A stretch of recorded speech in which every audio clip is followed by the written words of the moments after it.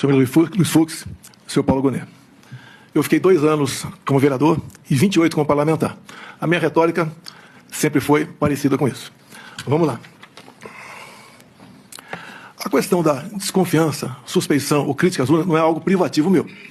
Eu poderia citar vários nomes, citaria apenas alguns aqui. O senhor Flávio Dino, em 2012, quando ele perdeu a eleição, ou 2010, quando ele perdeu a eleição para o governo do Maranhão. Ele diz, eu teria um vídeo, mas foi indeferido o pedido, mas no vídeo está o seguinte: hoje eu tive a oportunidade de ser vítima de um processo que precisa ser aprimorado, ser melhor auditado, que é o sistema das urnas eletrônicas. E depois, o senhor acredita que houve fraude? Houve várias modalidades. Palavra do senhor Flávio Dino.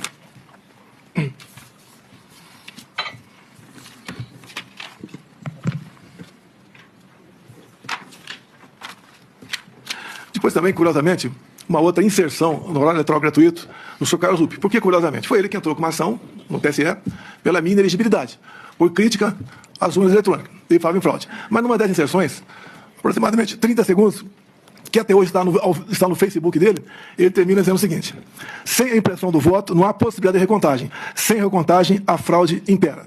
Repita a Vossa Excelência. Até hoje, isso está lá no Facebook do senhor Carlos Lupe. Eu batalhei muito na Câmara, desde 2012, pelo voto impresso. Consegui aprová-lo em 2015 para 2016. A senhora Dilma Rousseff vetou, a proposta voltou para o Congresso, só na Câmara nós derrubamos o veto, com votos do PT, inclusive. No Senado, algo parecido, também derrubamos o veto. Fiquei feliz que teríamos, em 2018, o voto impresso. Eu não lembro se eu pedi audiência ou o ministro Fux me convidou. Eu fui conversar com ele sobre essa questão.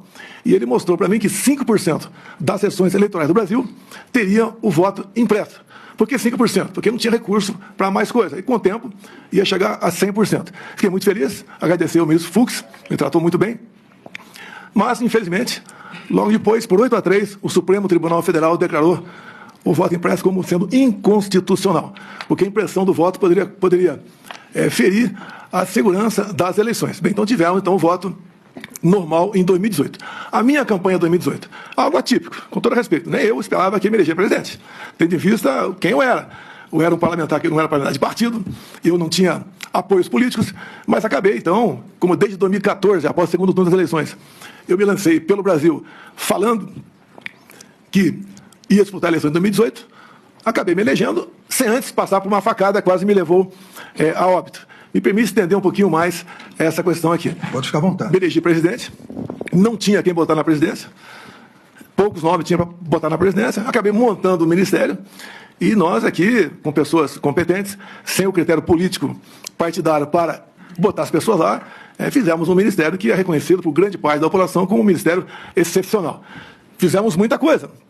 Lei da Liberdade Econômica, o PIX, Água para o Nordeste, Bolsa Família, triplicamos seu valor, marcos, entre tantas outras coisas. A questão do armamento também, apesar de ser acusado de ser um armamentista visando a violência diminuiu quase 30% entre o governo anterior e o meu governo, tendo em vista a política de armamento. Bem, outra coisa importante também, onde comecei a criar inimizade cada vez maiores, desde o começo do meu mandato, foi na escolha de pessoas para compor aqui bancos oficiais estatais. Só falar de 2 estatais só. Porto de Santos dava um prejuízo de 500 milhões por ano, entreguei com lucro de 500 milhões. Então esse 1 bi ia para algum lugar, para algum ralo, ganhei inimizades por aí. Uma outra, para ser mais rápido, Itaipu Binacional. Chegamos lá, botei o senhor Silvio Luna como presidente da estatal, e ao longo de 4 anos, nós reduzimos a tarifa em dólar de 45%, e uma empresa que era conhecida apenas por gerar energia, o que ela fez a mais? Fez a segunda ponte com o Paraguai, uma ponte de quase 170 metros de vão. Começamos a fazer a segunda ponte para Porto Mutinho.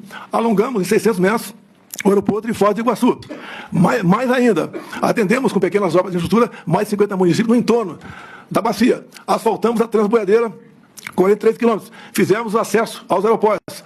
Ou seja, sobrou dinheiro para fazer muita coisa lá. E, obviamente, isso, no passado, a tarifa era cheia e nem obra era feita e era usada à vontade esse recurso. Por que à vontade? Porque é uma empresa que não é auditada pelo TCU por ser binacional. O que os conselhos decidem, está decidido e ninguém toca mais no assunto. Então, quando a gente começa a tapar os ralos da corrupção, aparece uma enormidade de pessoas que vão contra a gente. Eu não cortei recurso para a imprensa por ser malvado.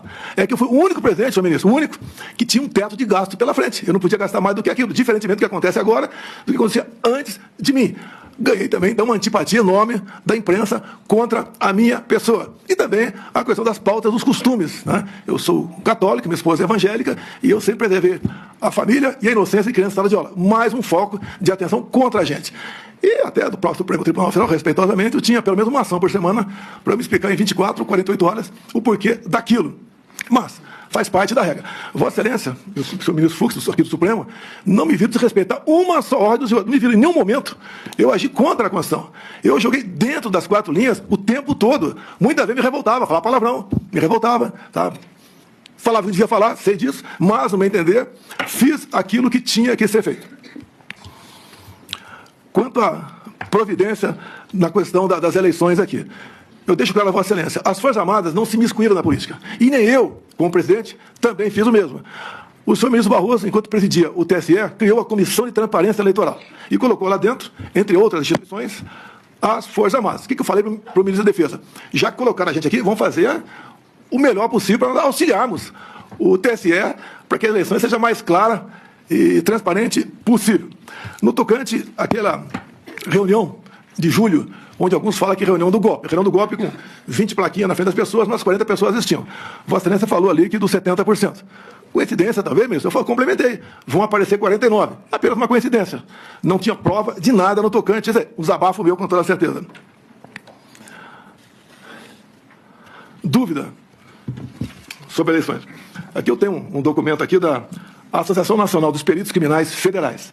Diz logo na entrada aqui, as fragilidades das urnas eletrônicas sem o voto impresso.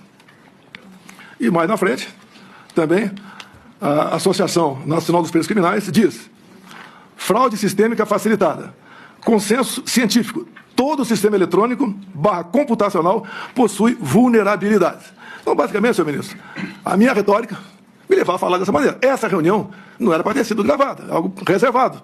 Como em tudo quanto é local, você faz reunião reservada. Alguém gravou, no meu entender, de má fé. E ela tornou-se pública. Você não estaria explicando essa questão aqui agora. Essa foi a minha retórica, que usei muito enquanto deputado e depois como presidente, também buscando aí o voto impresso como uma forma a mais de termos mais uma barreira, né, para evitar qualquer possibilidade de se alterar o resultado de umas eleições.